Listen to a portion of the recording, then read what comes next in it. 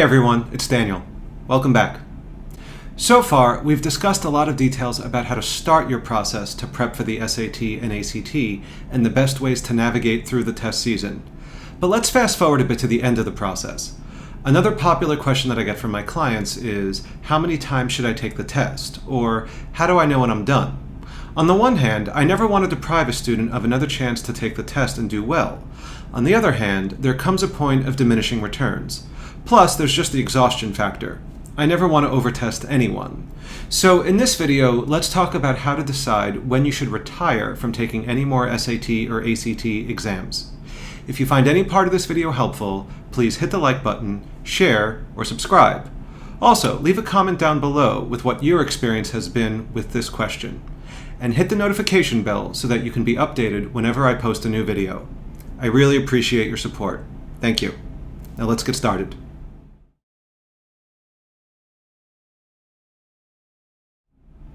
Above all, the biggest factor to help you decide about taking the test again is how your real scores compare to your practice scores.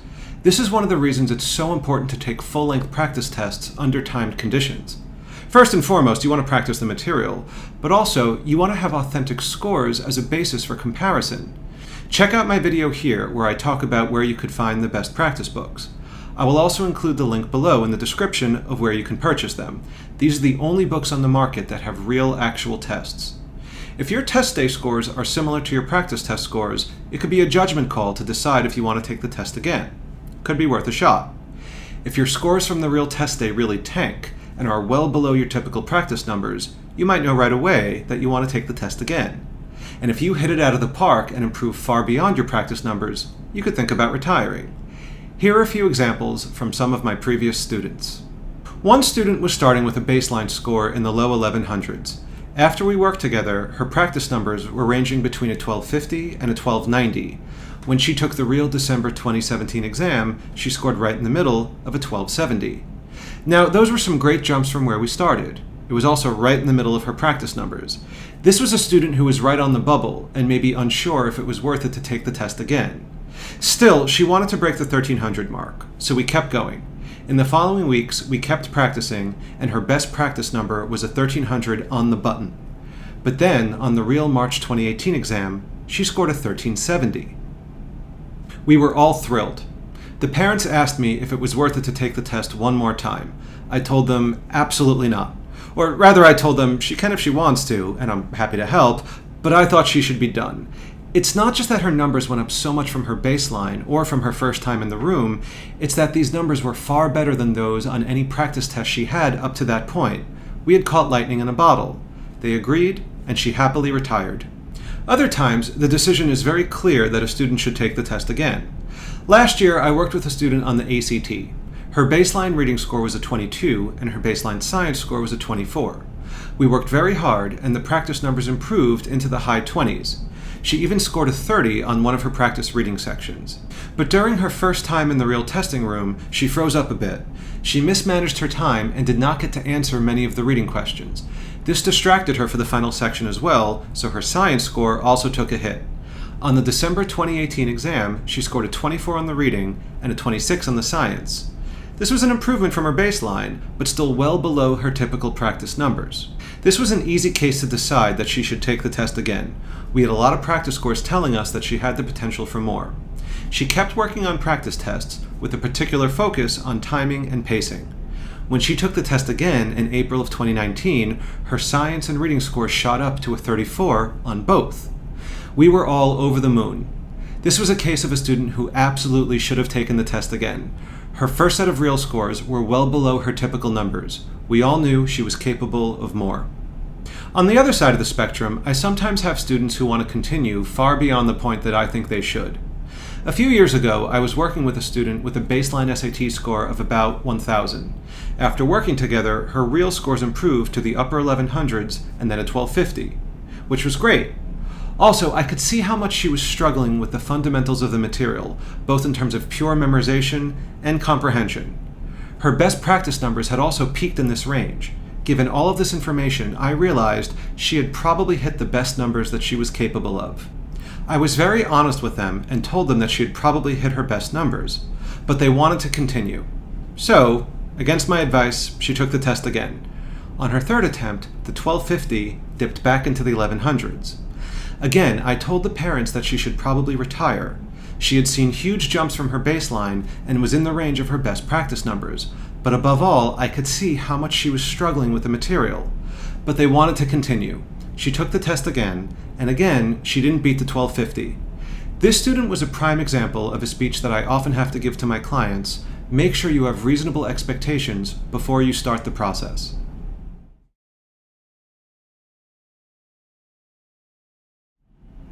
I'm not one of those tutors who guarantees a 200-point increase on the SAT or a 6-point increase on the ACT.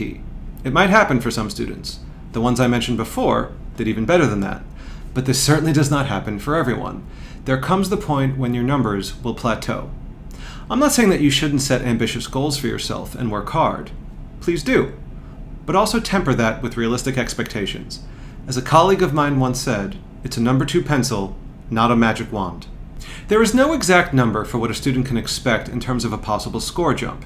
Still, I have had clients come to me with a baseline SAT score of 1,000 saying that they wanted to break the 1,400 mark. Likewise, I've had students come to me with a baseline ACT score of a 19 saying that they wanted to break the 30 mark. In an effort of full transparency, I told these clients before we started those were extremely lofty goals. My students and their parents are sometimes surprised by this, especially if the student has a high GPA in school. I get into this in much more detail in my video here. Check it out. But briefly, your high school GPA is not an indicator of how you might score on the SAT or ACT. There's not a lot of overlap between a high school curriculum and what topics are considered fair game on the exams. So if you start the process thinking 1,400 or bust, or I'm going to keep taking the test until my ACT score breaks the 30 mark, you might be setting yourself up for disappointment. Make sure you have realistic expectations. Definitely try your hardest and hope for the best, but at a certain point, the numbers will plateau. The million-dollar question becomes, why did the numbers plateau? And when might that happen for you? There are many factors in play here. Let's get into them.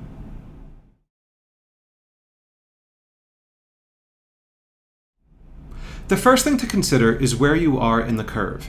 If you're starting at an 1100, it's very doable to go up 100 points to a 1200. But if you're at a 1400, it's very difficult to go up those same 100 points to a 1500. Likewise on the ACT, a 4-point jump from a 19 to a 23 is much more doable than a 4-point jump from a 29 to a 33. Why? This is because the top of the scoring curve is very harsh.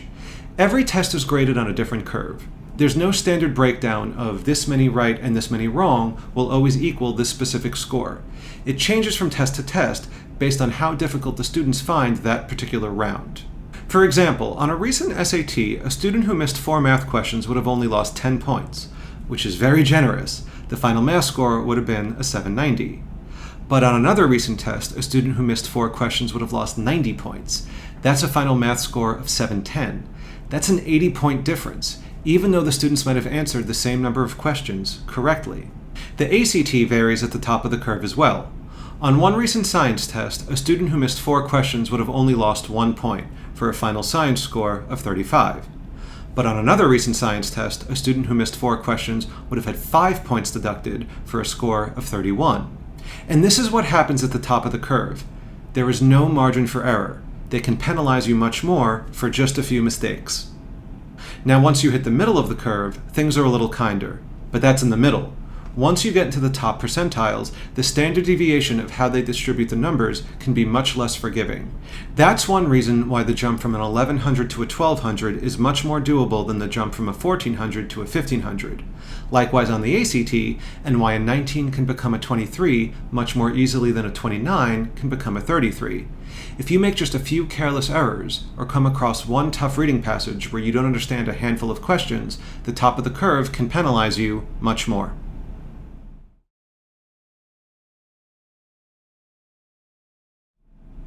Another thing to consider is where you still have potential points to gain.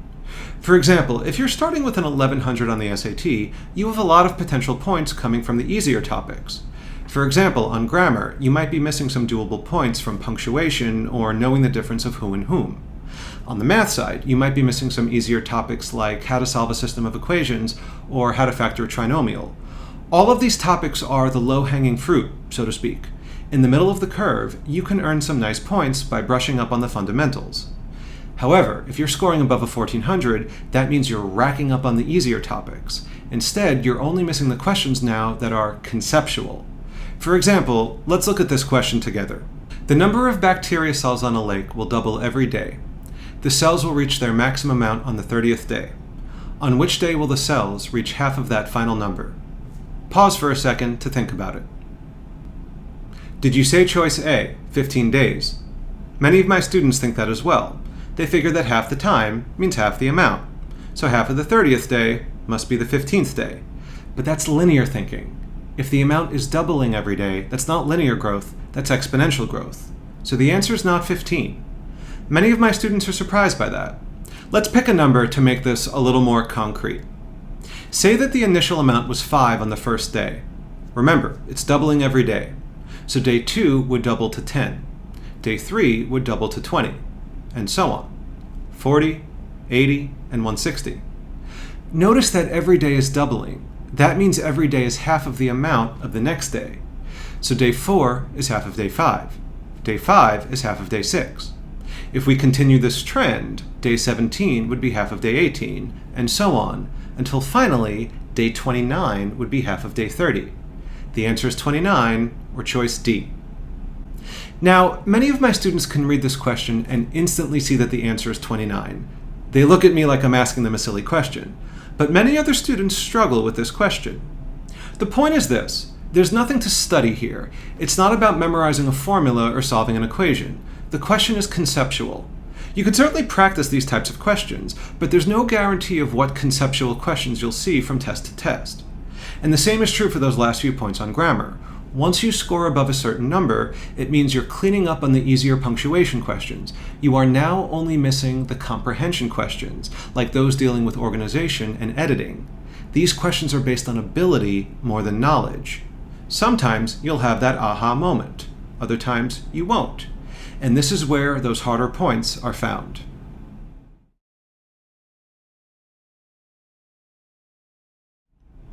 And here's another reason that your numbers might plateau at the top of the curve. As you move through a math section, the questions get harder. But there's another factor to consider for the ACT. The questions at the end are not just pulling from the harder topics, they are pulling from the more random topics. I touched on this a bit in video number 2. Of the 60 math questions, questions 1 through 40 will be fairly predictable. On these questions, you can anticipate what topics will be fair game from test to test. But this is not true for the final 20 questions or so. The questions at the end of the math section will pull from topics that have never appeared on the test before. So it's not just that the final of ACT math questions are testing more advanced topics, which they are. It's that these topics are so difficult to anticipate. These questions will test material that has never appeared on the ACT before. The SAT doesn't do this as much.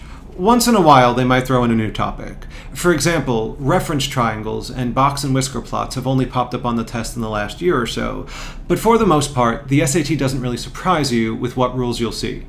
This is not the case for the ACT. The last few questions are always changing in terms of what topics are in play.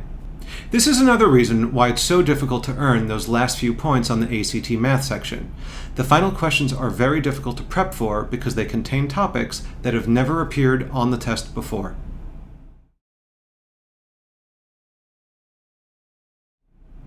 Another thing to consider is energy and motivation. Sometimes, after taking the test several times, a student is just spent. They're not being argumentative or lazy, they are just academically and emotionally done with the process. And this happens, so ask yourself honestly, do you feel that your test scores truly reflect your best effort? If you feel that you've hit the best numbers that you're capable of, then it might be time to retire. If you feel energized and motivated to take the test again, then by all means, have at it. Especially if your practice numbers indicate that you have the potential for further increases. Again, this is why it's so important to take full-length practice tests. It gives you a barometer that you can compare your real numbers to. This will help you determine if it's worth one more shot. I hope you found this video helpful. Again, please comment below with any questions you have, other thoughts, or your experience with how you made this decision. I'll see you next time. And remember, plan your work, work your plan.